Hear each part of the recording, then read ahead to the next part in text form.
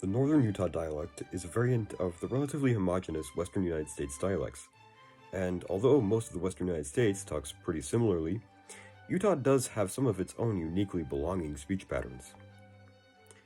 The most common Utah speech mannerism is, of course, dropping T's before N.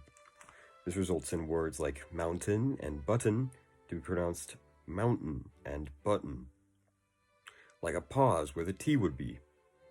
Similar goes for when N appears before T, such as in words like counter and banter, where they become counter and banner. Sometimes in quick speech, mental might even become mental. Relevantly, in most of the US, when T appears in the middle of a word, it's often pronounced as a D, causing butter to be butter, and portal becomes portal. This, combined with the loss of T after N, causes words like community to be a tongue twister for some people in Utah. And I'm no exception. When I pronounce community with my typical Utah dialect, it often just becomes community. One very common Utah dialectal stereotype is pronouncing Monday as Mundy. This is more prevalent among older speakers, and it's not too common in northern Utah nowadays, likely more common in the south of the state. But there are people in Utah who pronounce day as D. However, this mannerism is unique in it only applying to the word day.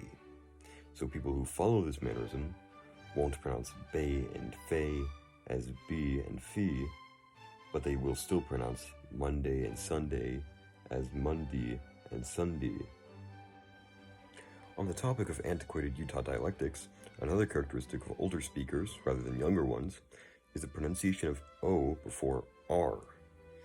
A stereotypical characteristic of the Utah dialect is pronouncing O as ah when it appears before a r sound. So older speakers may say harse instead of horse, or sart instead of sort. The most common example of this is the pronunciation of a Utah city, American Fork, as American Fark. Another big dialectal difference in Utah is pre-NG tensing. This means that Utahns pronounce certain sounds differently when they appear before ng. Specifically, the sounds a and I. In standard American English, whenever a appears before ng, it's almost always pronounced like a, like an apple. But in Utah, that's completely flipped around, because here, whenever a appears before ng, it's almost always pronounced a, like in fate. So thank you and sank are pronounced thank you and sank. Similarly goes for the letter I. In standard American English, when I appears before ng, it's pronounced I, like in pick. But in Utah, when I appears before ng, it's always pronounced E, so words like king and think are pronounced king and think. Now, all the things mentioned previously do appear in many different places in the US, especially in the western half of the country. And even though they are typical speech patterns for Utahns, there are a couple things that are almost completely unique to Utah. One big one is called the pool-pull merger. However, this is actually centered specifically around Salt Lake City. Many people in Salt Lake City will pronounce pool like pull. Along with this, they will also pronounce words like fool the same as full.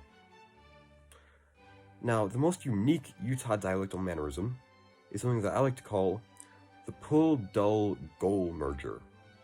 This is very sparsely mentioned, and most Utahns don't even realize it, but Utahns don't really put very much emphasis on vowels before the letter L. This causes pull, dull, and goal to rhyme with each other for many Utahns, especially younger ones.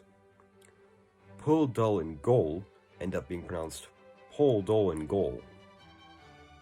Although many Utahns may testify that they do not rhyme pull, dull, and goal, the people that do rhyme those words are, as far as I know, all Utahn.